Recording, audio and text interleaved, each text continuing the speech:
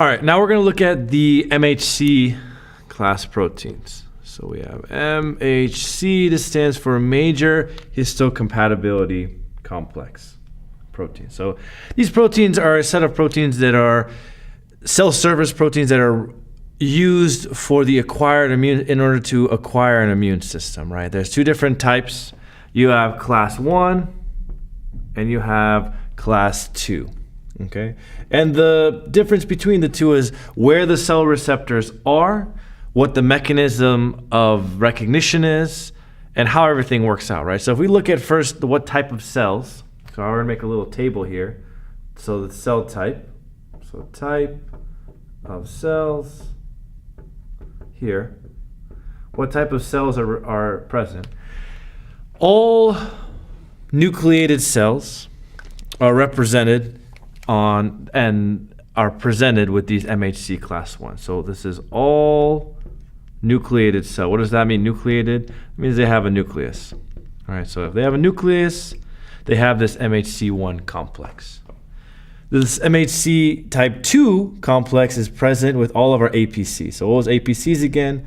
Antigen presenting cells. So what's an example of them? We have the dendritic cells. We have the macrophages.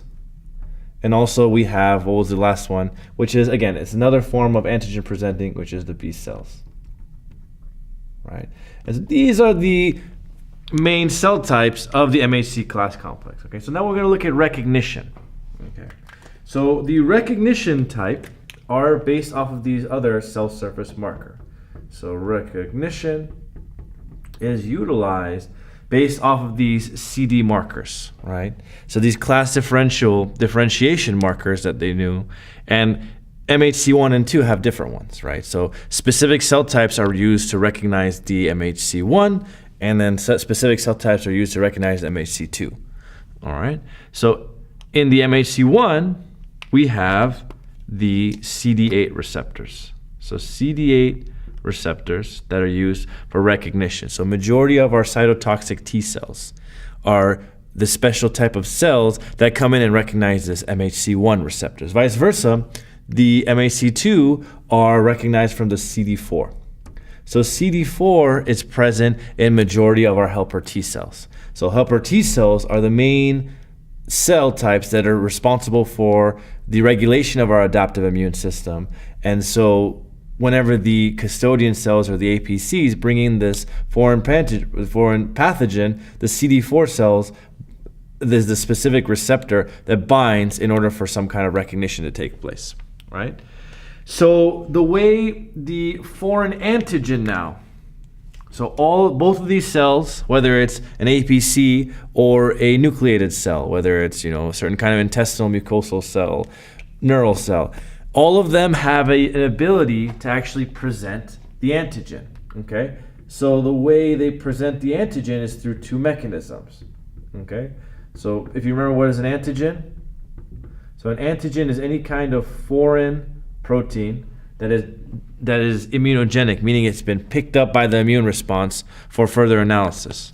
So presenting the antigen. So the way the MHC1 complex does it is through endogenous. So what does it mean, endogenous versus exogenous? So endogenous is referring to where the antigen is presented to be created, right? So MHC1, for the cytotoxic T cells to recognize these receptors on the specific cell type, certain cells that are either infective endogenously, for example, cancers, the cell inside does this endogenous pathway where it breaks down the specific antigen inside of the cell, right? And then it presents it on these receptors for the T cells to come and recognize it. Vice versa, the MHC2 are exogenous. So what does that mean? Well, the foreign antigen that is being presented to us here comes from the outside and is endocytosed into the cell and then eventually presented on the cell, right? So the difference between the two is where the actual antigen is being processed.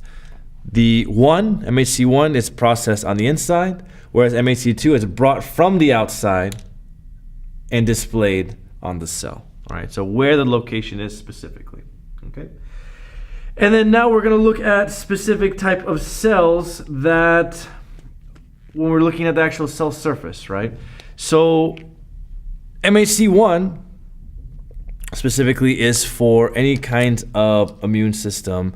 That's the reason why all cells have this MHC1 receptor, is if any kind of cell is infected that has a nucleus, you want the T cells, specifically the cytotoxic T cells, to come in and take in these cell types and understand whether or not to destroy them or not, right? That's why every single multinucleated cell have this MHC1 receptor. MHC2, however, is a little different, right? So you have all these APCs, antigen presenting cells, that are constantly migrating throughout the body, right, in a form of protection, creating some kind of protection. So if I were to ask you, when we look at dendritic side, which receptor does it have MHC1, MHC2? So if I were to ask you a question, so the antigen presenting cells, the APCs, on a question, for example, that a lot of people misunderstand is, do they have MHC1 or MHC2? Well, here I say they have MHC2 because this is a specific characteristic of an antigen presenting cell, right? So dendritic cells, macrophages, and B cells all have MHC2 characteristics, right? But do they have MHC1? So do they have MHC1 receptors also, right? And the question is yes. Why? All nucleated cells, dendritic cells, macrophages, and B cells are all nucleated. They have nucleuses, right? Or nuclei, excuse me. Yeah, got to fix the grammar with this, right? So nuclei, right? And so is APC's MHC1? Does it have it? Yes. So that's the unique thing about the APCs, is that they have both class 1 and class 2 receptors.